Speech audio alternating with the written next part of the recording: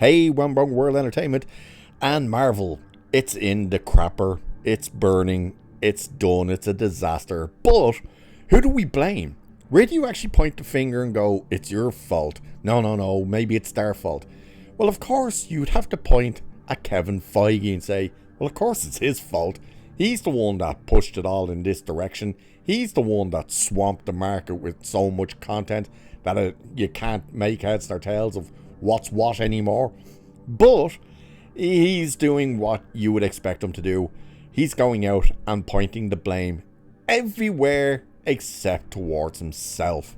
Yep, he's blaming everything from Disney itself, being a corporate citizen, the JPEG, to actually admitting that it feels like homework, even fans and fatigue. He's blaming everything. And we've got 6 main points that we're going to have a look at. Now, the full article, which we are going to actually take a look at, is over at that Park Place, so credit to them for breaking it down like this, because the actual interview came from the Wall Street Journal, who also very much kind of points and says the fans are the ones who lost the plot.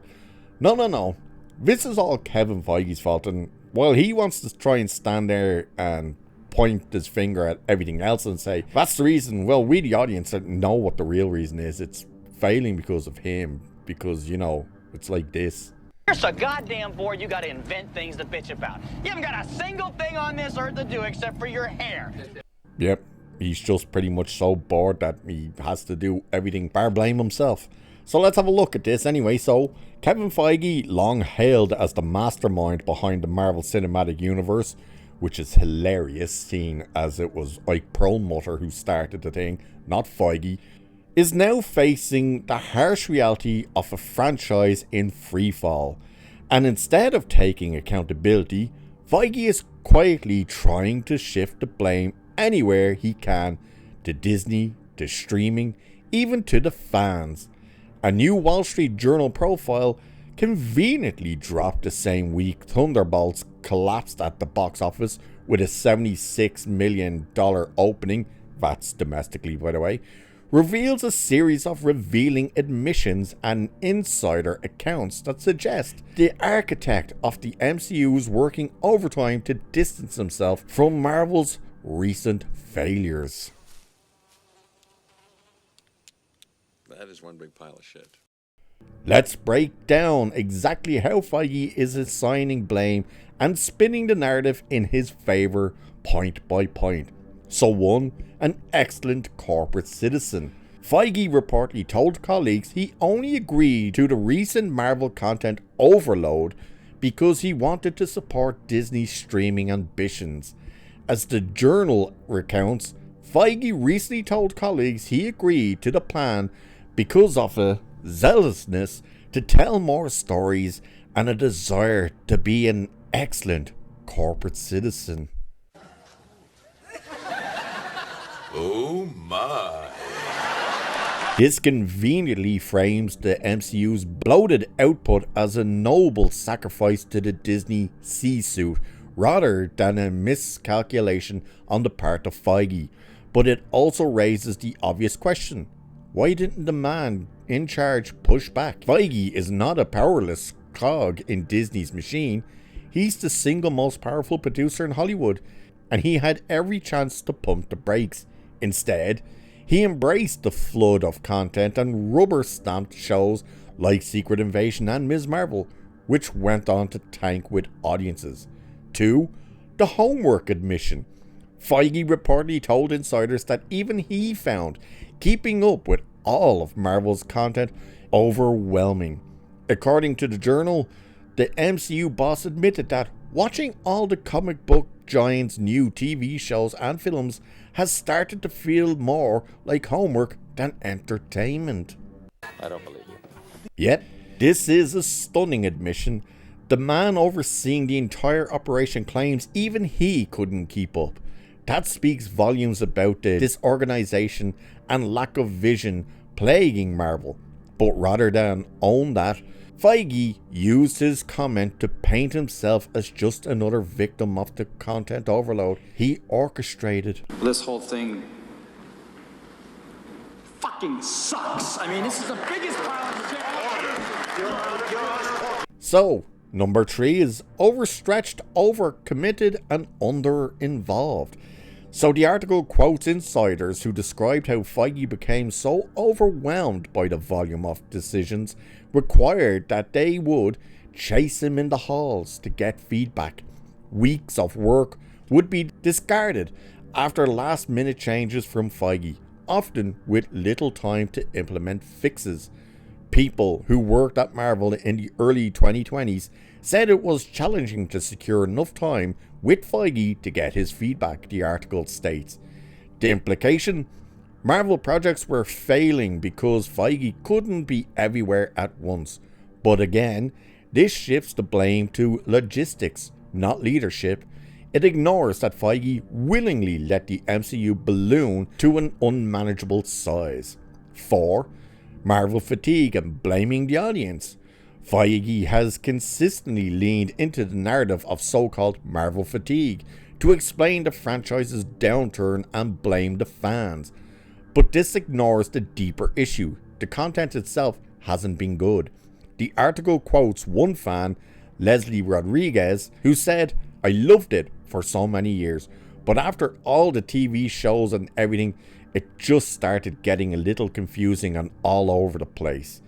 That's not fatigue, that's frustration. Feige's strategy made the MCU inaccessible to casual viewers. Instead of creating entire points, the interconnected sprawl became a barrier to engagement. That's not the audience's fault. And of course, that's correct, and we've spoken about that a long time. Which goes to with the homework part, which is, to be able to watch this thing, you need to have seen this, and this. And although all the movies were almost like that, they never really referenced the other movies. They were just vehicles to set up the next movie. Whereas now, it's the case of, well, to actually understand who these people are and what they've gone through and blah, blah, blah, you have to have seen it. Like, you can't watch Thunderbolts. You can't actually sit down and look at that if you didn't actually watch Black Widow, especially Black Widow. And there's a bunch of others you'd have to watch, but especially Black Widow. And that's where this issue is coming from. As well as the fact that everything that's been coming out has been pure shit. You know, fatigue will set in quicker if the product you're giving the person isn't worth sticking around with. But anyway, 5 is when things fail, Feige gets involved. So one of the more revealing details in the report is how Feige was largely absent from the production of The Marvels, only getting deeply involved after Quantumania bombed. The piece notes, the filmmakers of The Marvels got little attention from the overstretched Feige. After Quantumania bombed, Feige became more involved, hoping to avoid a second faceplant in 1 year. Whoop-de-doo! What does it all mean, Basil? This sets up a convenient narrative. If a project fails, it's because Feige wasn't involved enough. If it succeeds, he gets the credit. It's a no-lose situation for him, unless people start paying attention to how often he's now trying to rewrite the record. And 6, the RDJ Hail Mary. So, in a move that reeks of desperation, Feige has brought back Robert Downey Jr. to play Doctor Doom and retitled the Avengers film Avengers Doomsday. He's also rehired the Russo brothers to direct. The movie screams, "Please love us again," but it's also being framed as Feige's bold new vision, not a retreat into nostalgia. The report states that Feige revealed Downey's return at Comic-Con 2024 to thunderous applause, a moment designed to reclaim his mythos. But the truth is clear, this is all part of a larger campaign to rescue Feige's legacy from the very missteps he helped engineer. And with Thunderbolts opening to just 76 million, despite largely positive reviews, the clock is ticking. If Doomsday flops too, who will Feige blame next? And again, if you go over to the actual article on the Wall Street Journal, you'll see where he brings up Chapek and all sorts of stuff. But yeah, Feige is doing everything by actually taking the blame. And we're seeing this a lot more now with a lot of people where, you screwed up. And rather than actually take the blame and say, you know what, that's my bad, I pushed for this, No, it's like, oh, it's because I'm too stretched. Oh, it's because... And yet, everyone's saying, but you are the one who's greenlighting all of it. You're the one who's announcing all of it. You're the one who's pushed for all of it. He's the one that says, I want there to be more superhero women and villains than the men by this time. He's the one who said all of this. He's the one who greenlit the likes of Ironheart and the Marvels and Ms. Marvel and all this crap. Echo. You name it. This is the guy. And how do you know? Well, what comes up all the time now on every single one of these failures? A Kevin Feige production. So he's no one to blame but himself. But of course, he's going to do everything bar blame himself. And he's turned into another Bob Iger where he thinks, oh, if I put my name forward and say, I'm getting more involved with this, it'll fix everything. The same way Iger left, air quotes for that one, and then came back to be the hero. Oh, Bob Chapek screwed everything up. I'm back to save the day. And what's happened? No, it's just even worse than it was before. These guys are not in the position to try and say it's everybody else's fault. It's their own fault. And we can all see it. So, with that, I shall leave it there for this one. Like, share, subscribe, all that good stuff. Cheers, and I will catch you in the next one. So long, gay boys. Wait